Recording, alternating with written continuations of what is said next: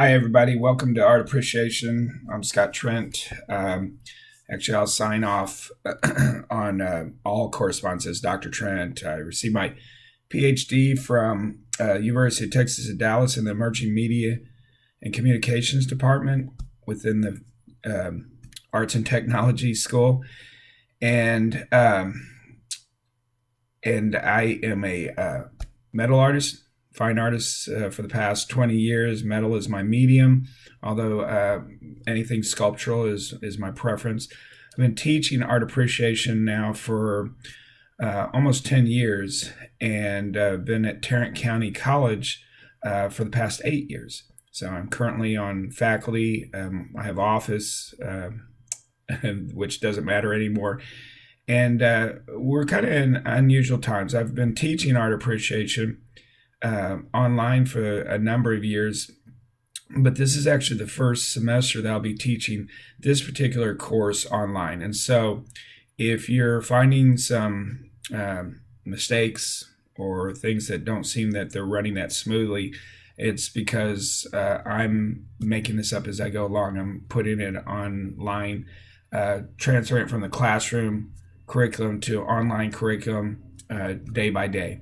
And so I apologize. Please have patience with me, and I promise I'll be patient with you guys because I know right now the world's kind of turned upside down. So we'll get through this together.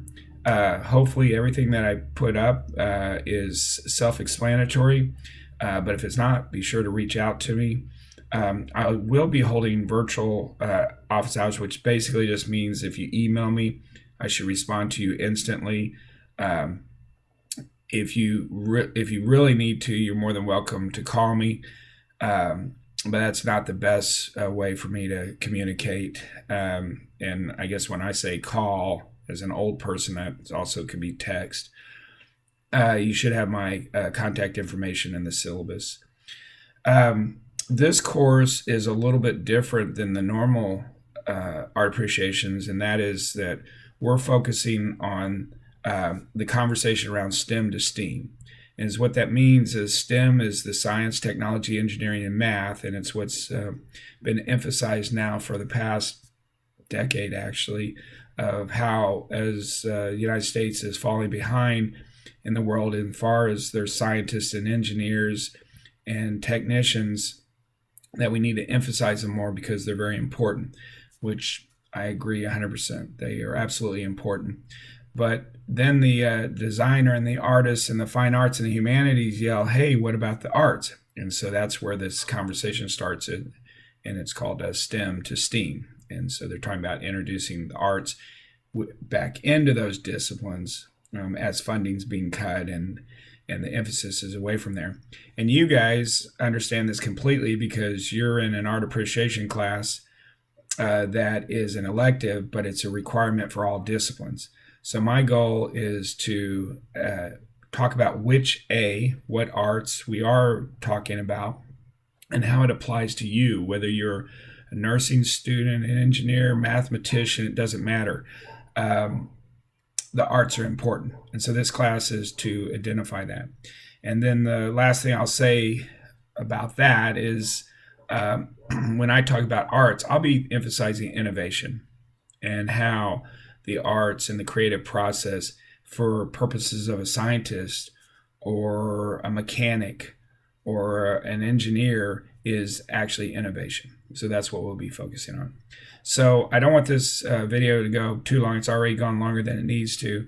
Let me just quickly go through some of the details, and then I will post another video here I'll post another video that will lecture a little bit about a specific subject. So my office hours, Monday, Tuesday, Wednesday, from 9 to 12:30. On Wednesday, it'll be 9 to 12. So that's a good time to reach me if you need to. This class is, I'll be grading it weekly. So I'll be taking weekly attendance. You need to make sure that you come on line, check in at least weekly, and that I can see that through the grade book.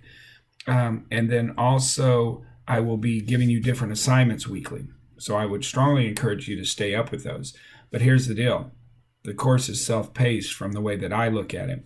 You need to just make sure that you have all the work submitted by the end of the semester. And my experience shows me that, you can absolutely wait to the end of the semester and turn everything in, but basically you're going to be turning in crap, and you'll get a grade that reflects that. You need to take time and reflect on the questions that are asked and what I'm getting you to think about. In my classes, basically you show up, you think, and you participate, and you make the grade. And if you do anything half-ass, if you do things where I can see that you're not putting the effort and attention into it, then hopefully the grade will reflect that. And that's what I work very hard to do, to make sure that I reward the people that I can see have really given some thought into their responses and what's being presented in the class, as opposed to those that really are kind of just getting by and just putting in stuff that doesn't reflect much consideration. So attendance is considered. You're not penalized for turning in work late, but is what I do is I grade weekly. So if you don't have the assignment there, you'll get a 0. And then once you submit the work, I'll promptly update that grade so that it reflects the grade that you should have. So you don't need to email me and say, hey, Scott, can I turn this in late, or I'm going to turn this in late. As soon as it's submitted, it'll get graded. Okay.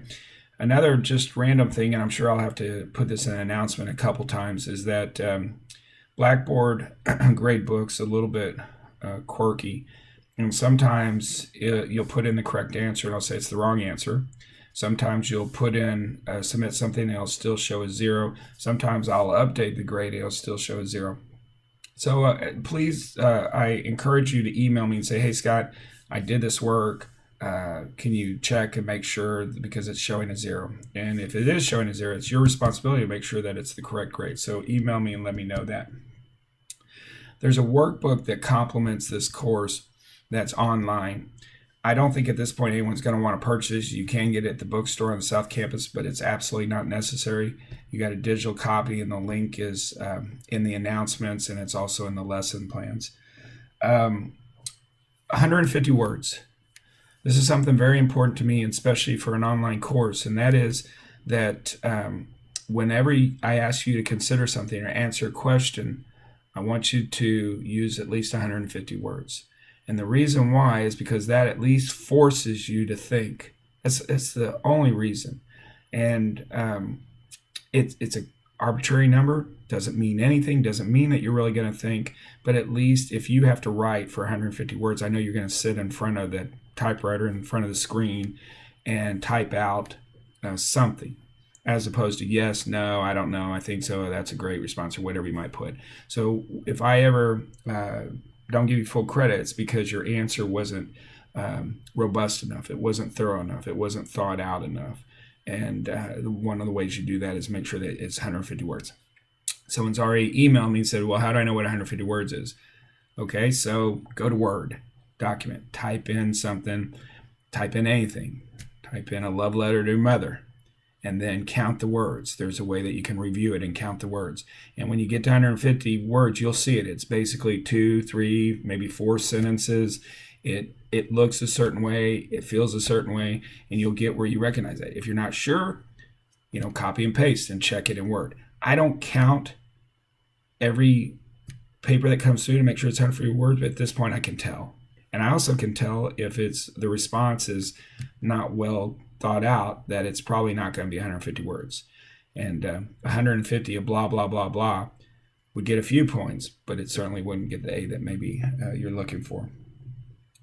The way it's set up is each week in announcements and also already in the lesson plans. Well, actually, not for this course, it's not the case, but in the lessons plans, you'll have your assignments, and you'll click on those links and it'll explain it, and then there'll be a place where you can submit your work. Also in the announcements, I should list out what is in those lesson plans, and sometimes I'll put a link to lectures, or that's where the lecture links will be often, is in the announcements.